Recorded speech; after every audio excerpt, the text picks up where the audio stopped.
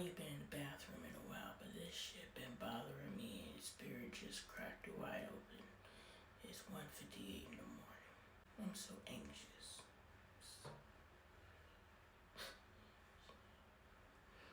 Maybe at 11:30. Anyway, false idols. I've been reading this Bible, and I grew up in a particular demographic, and what false idols is has a particular look. But what spirit first was just like, it's God ain't worried about these trinkets, and I'm not trying to minimalize those things. So I'm not gonna take that out if it offended you. That's work for you to do. But God's not worried about these man-made things that are representations of something, unless your thing was from the gods. You went to a store and bought it. It's a trinket. It's what it represents. God's not worried about the trinket. It's what it represents. And God themselves predates present religion that the vast majority of us follow. So who is this new God to tell us who God is?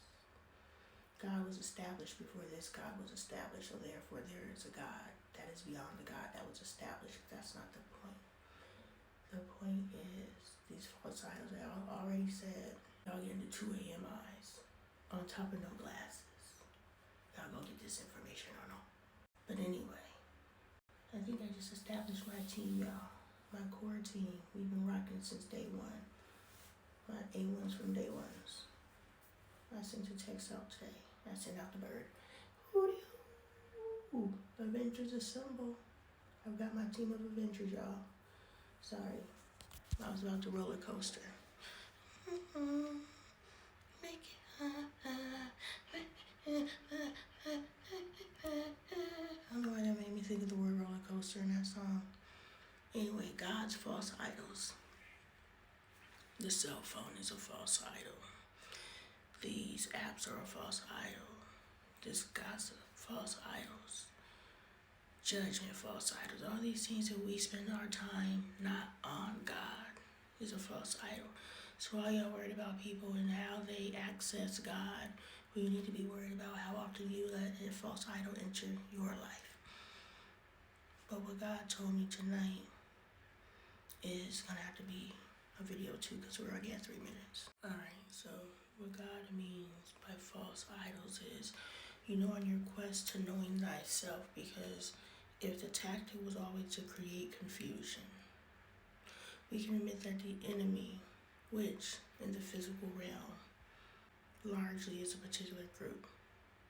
If we can admit that the enemy, this is what God just said, this is the language that's necessary to deliver the message and create unification. I must be ambiguous, because who I identify as the enemy may not be who someone else identifies as the enemy. So it must be ambiguous enough with my language that everyone can apply themselves to the scenario to understand that we're all infected and affected. We need to identify the enemy in the physical realm.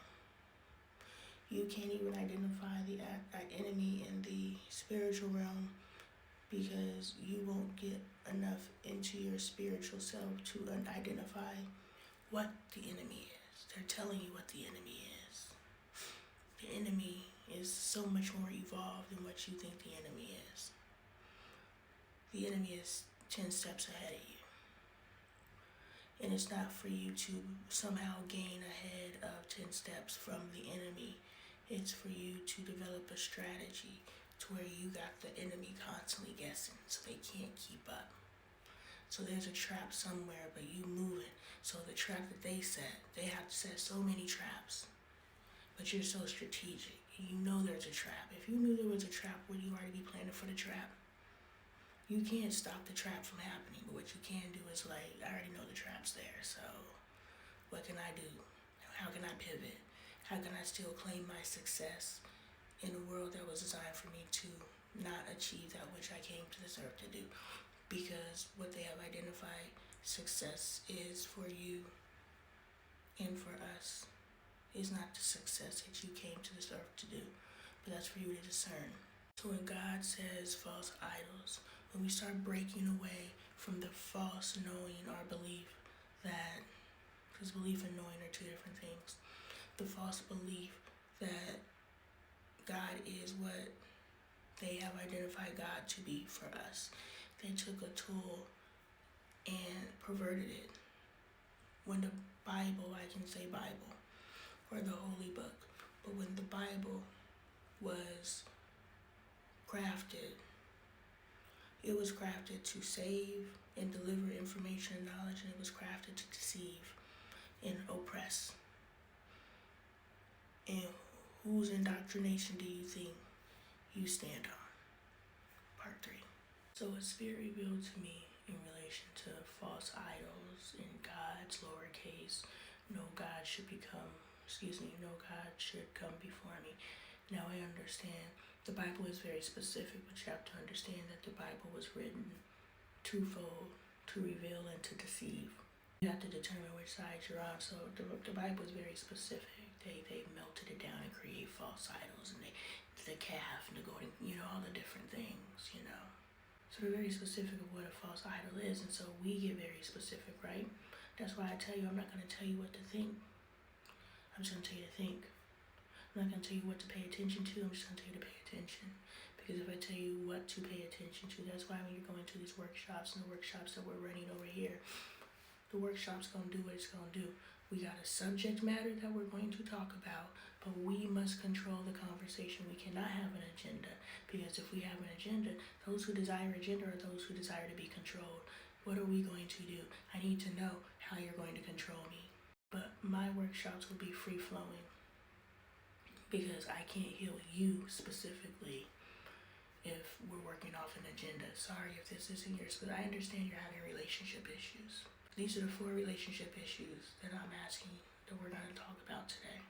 And I know you're paying $200. I know it. I know you're paying $2,000. I know it. Because that's what my workshops are going to be. My workshops are going to be going crazy, because we're doing the work. And if you can do what you can do by watching one of these videos, what can you do in a room with me? So the workshops are going to be free-flowing. We're going to talk about relationships. We're going to go backwards and forwards and around. That's how you get healed, by addressing. And I'm revealing this to you because some of you need to be activated in your state, in your community, and do the work in your state, in your community.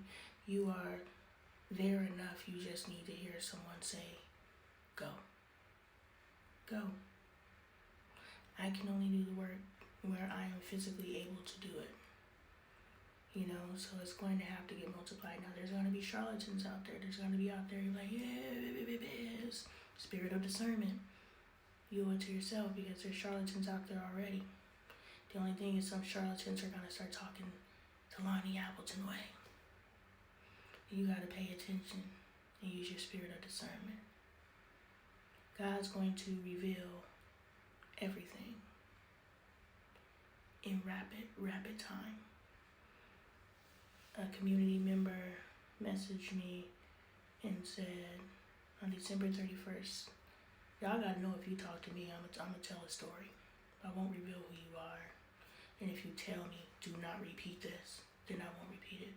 But otherwise, if something is said to me that resonates with me, and you just happen to be the vessel that delivered the message, I'm still gonna share the message with the people. I don't tell everything, but the things that I tell are very intentional. Part 4.